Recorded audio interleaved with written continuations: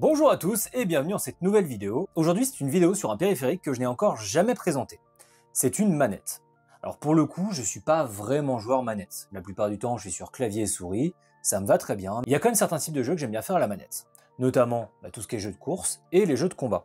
Tout simplement parce que c'est beaucoup plus simple. Et je sais pas si vous avez déjà joué à Forza au clavier souris, je vous le déconseille assez grandement. Je vais donc vous présenter cette manette qui est la Razer Wolverine V2 Pro.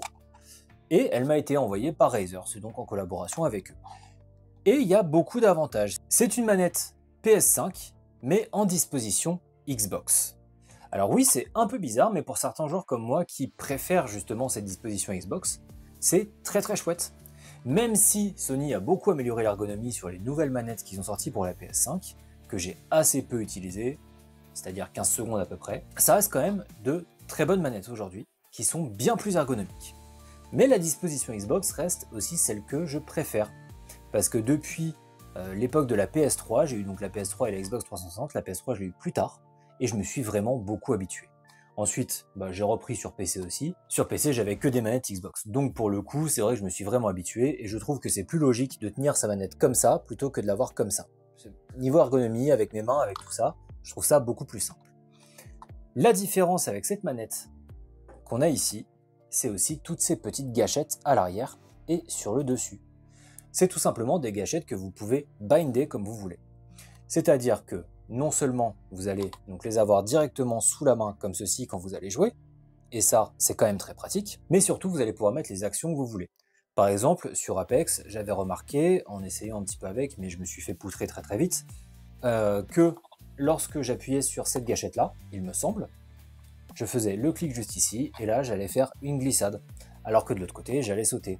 Sur Forza, je crois que ici je freinais, et ici c'était le frein à main, quelque chose comme ça. Et selon les jeux, vous allez pouvoir mettre exactement les actions que vous voulez et que vous préférez.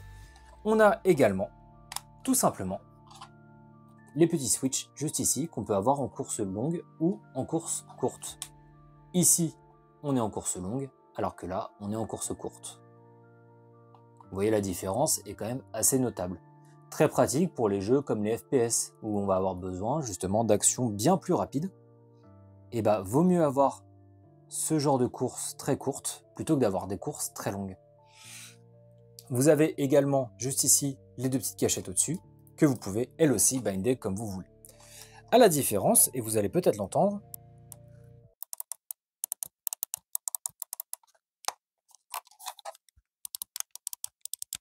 on a aussi des switches qui ont été renforcés. C'est-à-dire que vous avez une durée de vie qui est bien plus grande au niveau de tous les boutons cliquables. Ici, on est sur des clics de souris. Comme ici, on va retrouver le même genre de technologie. Ça vous permet d'avoir moins d'encrassement au niveau des boutons et ça permet également d'avoir une meilleure activité. Mais en dehors de ça, la grosse différence, c'est aussi que l'utilisation peut être bien plus longue. Bah oui, c'est logique. Puisqu'on a des technologies comme sur les souris, on va pouvoir s'en servir comme une souris. Et donc du coup, ça va être très résistant. Par contre, il y a quand même quelques petits défauts sur cette manette. Notamment le fait qu'on ne puisse la régler que avec une application mobile. Vous ne pouvez pas la régler autrement. Ou en tout cas, si c'est possible, j'ai pas trouvé le moyen de le faire, mais quand j'ai regardé, j'ai vraiment vu que l'application sur mobile. Pour le coup, elle est bien faite, elle est simple, mais ça vous force à la connecter en Bluetooth à votre téléphone, alors que vous n'en avez pas forcément envie. C'est une manette qui est compatible PC, PS5 et téléphone. Donc par exemple, il y a pas mal de fois où j'ai un petit peu voyagé et avec mon téléphone, j'ai joué à Genshin Impact ou d'autres jeux du genre. J'aurais pu jouer à la manette avec un petit socle qu'on va rajouter par-dessus qui va me permettre de pouvoir connecter ma manette en Bluetooth directement à mon téléphone. Et donc on peut jouer à la manette. C'est très pratique. Mais c'est vrai que ce côté uniquement sur application, c'est un peu contraignant si on n'a pas envie d'avoir une application en plus. Si par exemple vous êtes un consommateur assez jeune, ou qui ne portait pas d'importance particulière à avoir un téléphone haut de gamme, on est souvent très limité au niveau de la mémoire qu'on a dans les téléphones. Et avoir une application de plus juste pour la régler, c'est relou. Pour le coup, j'aurais vraiment préféré qu'on ait un logiciel sur PC ou un site qui permette de le régler et la possibilité aussi d'avoir l'application. Mais qu'on ait vraiment le choix, ce qui n'est pas le cas ici. On va retrouver du coup les features de base qu'on a sur une PS5, donc on a ce pavé tactile juste ici, on a les menus de la PS5, notamment le fait de pouvoir mettre le micro, On va retrouver les boutons options et share, je crois, de leur petit nom. Une prise USB pour la brancher et pour la recharger. Par contre, pas de retour haptique. Et ça, encore une fois, c'est un petit peu dommage aussi. J'aurais aimé qu'une manette, même avec cette disposition-là, ait les retours haptiques. Pour moi, c'est quand même le plus grand argument qu'a la manette de PS5 aujourd'hui, c'est ce retour. Et bah, j'aurais aimé que ce soit le cas. D'autant plus que bien que ce soit un modèle un petit peu ancien, on sait que Razer est tout à fait capable de faire des retours haptiques, puisqu'ils l'ont tout simplement fait avec Freya, je crois, de mémoire. Donc il y avait un casque qui avait ce truc là, ça c'était un Kraken, et Freya c'était une petite housse qu'on va rajouter sur un siège et qui permettait directement d'avoir toutes ces sensations de retour haptique. On sait qu'ils sont capables de le faire, c'est dommage que ça n'ait été pas mis au service de cette manette. On a également la possibilité de jouer donc en filaire ou en sans fil. En sans fil, vous allez avoir un petit dongle comme celui-ci, et ce petit dongle, du coup, vous le brancherez sur votre console ou sur votre PC pour pouvoir faire la connectivité sans fil. Ce que je trouve assez dommage dans l'idée, c'est que la conception et l'idée de base est extrêmement bonne, et ça permet d'avoir vraiment du matériel de qualité, mais avec les petits manquements qu'il y a, que ce soit l'application, que ce soit le manque des retours haptiques, c'est un petit peu dommage, parce que au prix de cette manette, j'aurais vraiment aimé quelque chose d'un petit peu plus complet dans sa forme.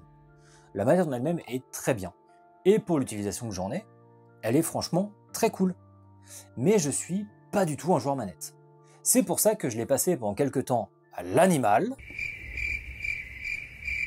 J'ai dit l'animal. Quel a été ton retour sur cette manette, mon cher animal? Et bah pour le coup, c'est vrai que contrairement à toi, j'ai peut-être beaucoup plus abordé les FPS sur cette manette, Oui. pour le coup.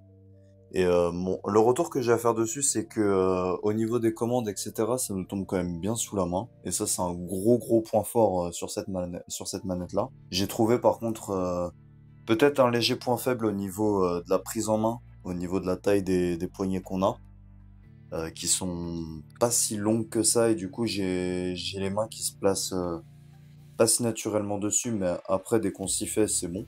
Parce qu'il faut dire que moi j'ai joué que avec une PS5 aussi. Et je trouve que ce soit au niveau de l'expérience que j'ai eue avec le produit en lui-même, autant au niveau de la personnalisation, c'était vraiment efficace, quoi. Merci pour ce retour. Eh bien, merci beaucoup à vous.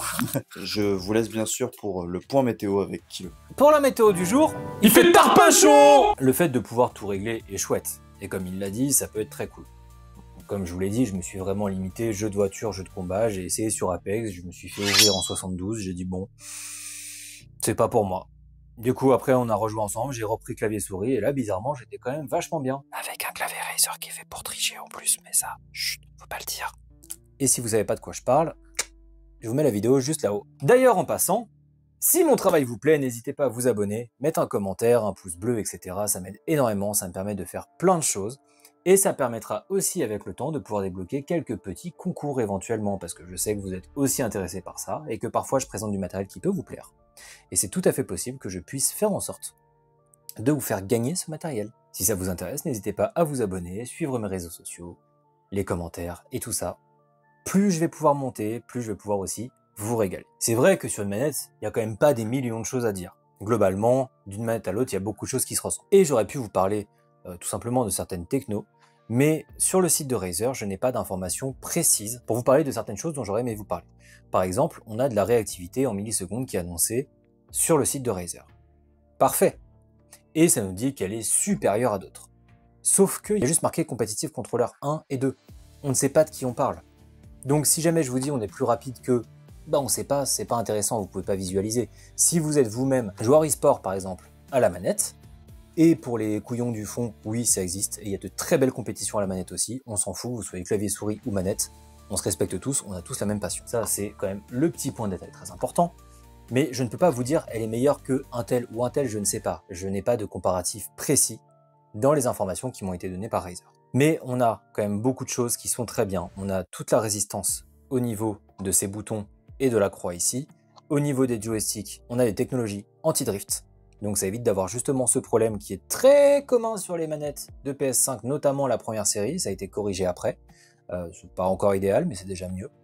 Vous pouvez interchanger les joysticks très facilement, vous avez à peine à tirer. Vous pouvez mettre du coup un joystick plus haut si vous préférez, si vous êtes plus du genre à jouer au sniper, si vous avez une sensibilité faible, ou si ça vous correspond mieux. Ce qui fait que vous pouvez aussi améliorer l'ergonomie de votre manette. On va reprendre du coup avec ces petits points que j'ai rajoutés, ce que j'ai aimé, c'est cette personnalisation qu'on a un petit peu partout. Que ce soit avec les gâchettes, que ce soit le fait de les bloquer, ou alors que ce soit vraiment le fait de changer les joysticks. Ça, c'est très chouette. Le côté sans fil et avec fil est très chouette aussi, parce que sans fil, on a une technologie en 2,4 GHz, donc comme on va retrouver dans les casques, etc., ce qui va réduire la latence à un seuil quand même assez faible, mais il y en a toujours. C'est très bien pour des joueurs casual, c'est très bien pour des gens qui n'ont pas forcément envie de se prendre la tête avec des câbles, mais par contre, si vous voulez rentrer dans le côté vraiment compétitif, je vous conseille fortement de la brancher. Tout ce binding est vraiment chouette parce que vous avez l'ergonomie que vous voulez, vous pouvez la jouer comme vous voulez, et je me suis même mis à penser que peut-être dans certaines situations de handicap, ça pouvait être extrêmement utile d'avoir ce genre de possibilité pour rebinder un petit peu parce que ça coûte moins cher que certaines manettes adaptées et peut-être que sur des handicaps plus légers, ça pourrait aider. J'en suis pas certain, mais c'est vrai que j'aimerais beaucoup pouvoir en parler avec des joueurs e-sport handi parce que c'est ultra intéressant. J'ai vu plein de manettes, j'ai vu plein d'accessoires différents aussi qui pouvaient aider et ça j'aimerais beaucoup. On va retrouver la base de ce qui fait une manette de PS5. Mais par contre, c'est vrai qu'au niveau de la personnalisation, le fait d'être obligé de passer par l'application, je suis pas hyper fan. Je suis franchement pas hyper fan. Alors oui, d'un côté, ça évite d'avoir encore un énième logiciel pour régler quelque chose. Ça, je suis d'accord. Mais c'est pour prendre de la place sur nos téléphones ou qu'on n'ait pas le téléphone à proximité ou quoi que ce soit. C'est un peu relou. Et on pourrait très bien faire ce genre de réglage sur un site et utiliser la mémoire interne de la manette. Sur ce, je tiens à remercier encore Jordan et Razer de m'avoir fait confiance et de m'avoir envoyé cette manette. Moi, je vous dis à très bientôt pour une nouvelle vidéo. Comme vous l'avez vu, j'ai un petit peu repris les streams. Pour l'instant, j'arrive à en faire un par semaine sans que ce soit trop un souci. Je vais essayer d'augmenter la cadence. Ça va dépendre des vidéos, ça va dépendre du travail, ça va dépendre de plein de choses. Mais je fais au mieux pour vous proposer le plus de contenu possible. Vous pouvez aussi me suivre sur les réseaux comme Instagram ou TikTok où je poste aussi certaines petites choses. Sur ce, je vous fais des gros bisous. On se dit à bientôt. N'oubliez pas de vous abonner.